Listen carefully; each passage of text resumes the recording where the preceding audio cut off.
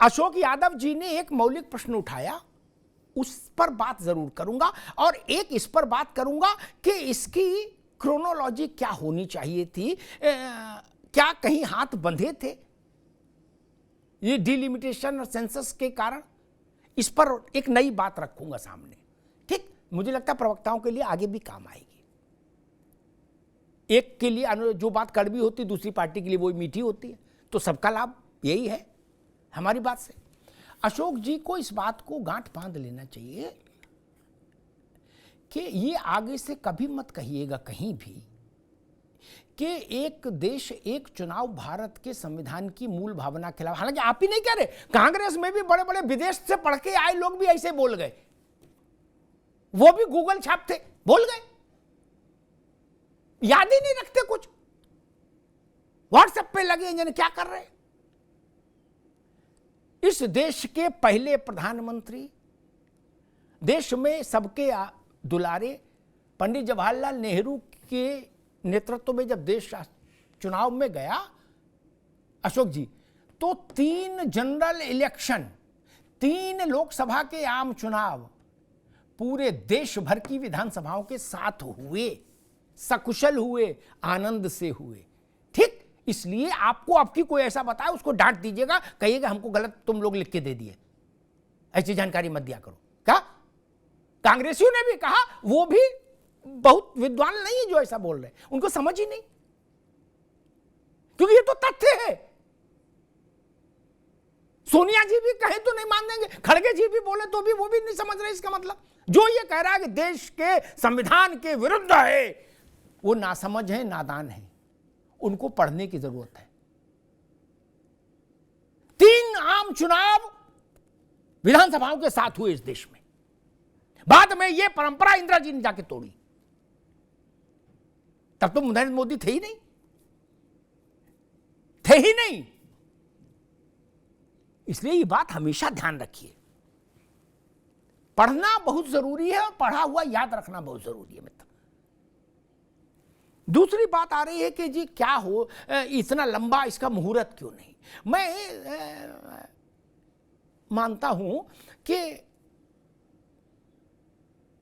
जनगणना के और परिसीमन का जो रिश्ता है ना, अभी भारत की संसद की जो संख्या है वो बहुत पिछली जनगणना के आधार पर है, बहुत पिछली।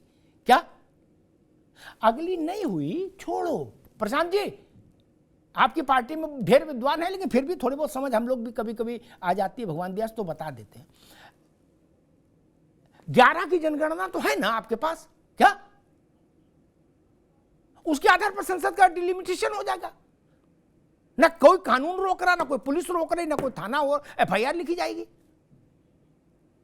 नीट, एक मिनट, नीट एंड क्लीन काम था। एक विषय, एक मिनट जाइए। अभी जो भारत की संसद में 545-47 सीटें हैं, ये तो उस समय का डिलिमिटेशन है जब आप पैदा नहीं हुए होंगे, तब। दूसरा, क्या हो सकता है महिला के लिए? कांग्रेस जाने अपना, भाजपा जाने अपना, मैं देश की महिला के लिए कहता हूं,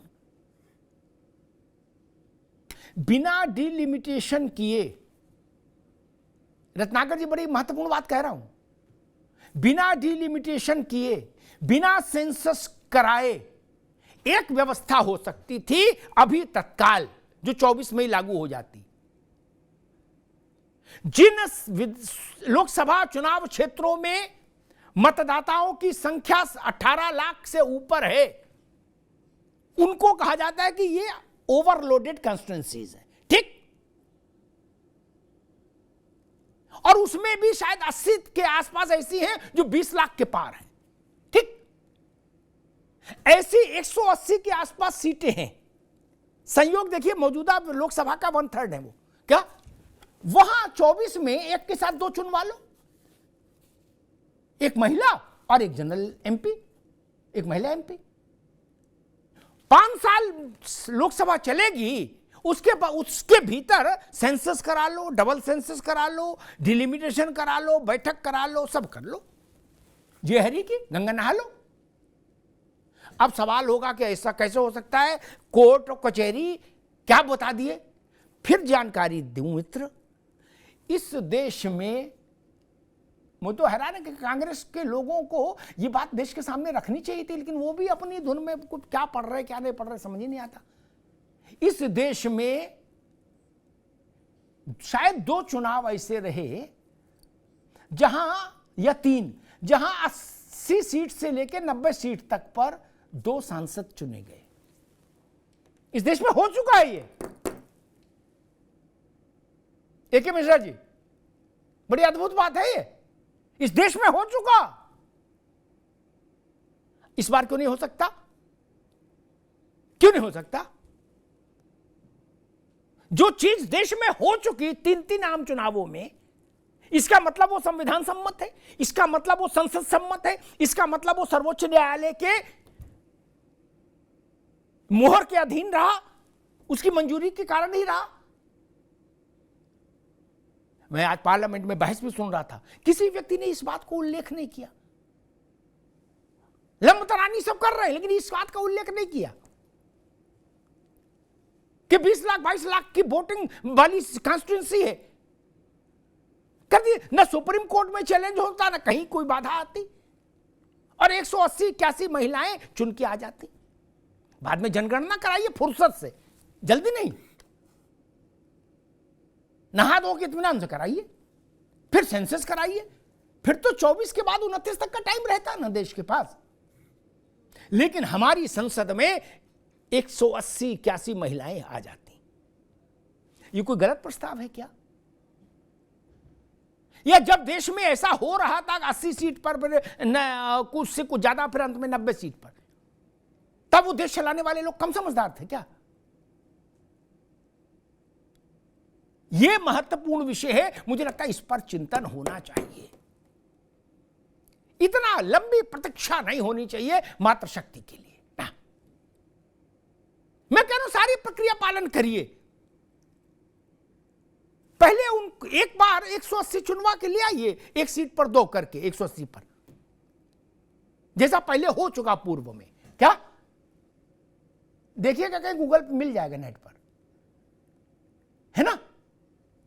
फिर करिए 5 साल। मिश्रा जी, ये तो इससे बेहतर तो कोई फिर रास्ता नहीं ना। लेकिन महिला आरक्षण को लेकर इस देश की महिला पहले से सशंकित है। 4 बार वाजपेयी जी ने कोशिश की, देवेगौड़ा ने की, सबने की, मनमोहन सिंह ने की, परवान नहीं चढ़ा। ऐसे लड्डू कई बार बटे, ऐसे गीत कई बार गए क्या, लेकिन अच्छी खबर नहीं आई। या तो अभी मिले, नहीं फिर भैया कौन जीता है तेरे जुल्फ के सर होने तक, खाक हो जाएंगे हम तुझको खबर होने तक। गीता मुखर्जी चली गई, सुषमा स्वराज चली गई, जिन लोगों ने लड़ाई लड़ी वुमेन रिजर्वेशन के लिए। इसको लंबी प्रक्रिया में मत फंसाइए ना। सोचिए महिलाओं के मन में क्या बीत रहा होगा। कोई कह रहा जी 26 में लागू होगा, कोई कह रहा जी 29 में होगा, कोई और विद्वान है वो कह रहा 34 में होगा लागू। क्या कोई किसी चीज की लिमिट रहेगी क्या? जो चीज 34 में लागू होनी उसकी डुगडुगी अभी से क्यों बज रही है? ये बड़ा प्रश्न है, और चुनाव में मुझे लगता है देश जब वोट करेगा तो इस प्रश्न का भी उत्तर देगा कि उसको ऐसे प्रयोग पसंद आए या नहीं। धन्यवाद।